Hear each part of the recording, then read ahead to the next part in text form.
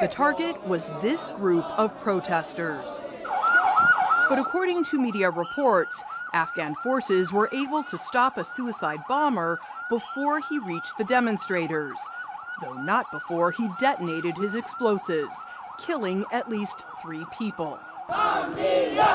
Earlier on Monday, there were calls for peace and protection in Kabul.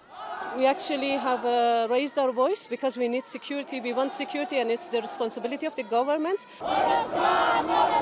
Subjected to discrimination for generations, the Hazara community wants to ensure its voices are heard after a series of attacks by the Taliban since last week.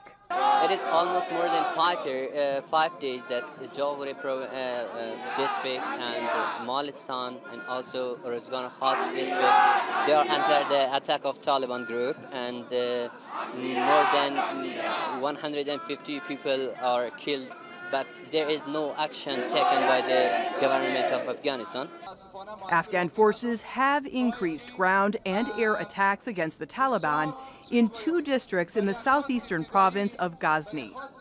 The Hazaras, a Shia minority group, dominate the districts. They've been fighting the Taliban, who are Sunni Muslims. This has raised fears of a spike in sectarian violence in the war-weary country, and concerns the government isn't doing enough.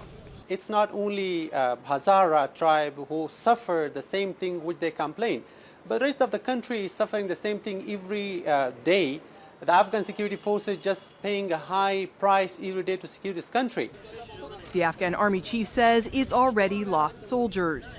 Additional ground troops are being deployed to Ghazni province, and U.S. forces are assisting the offensive by air.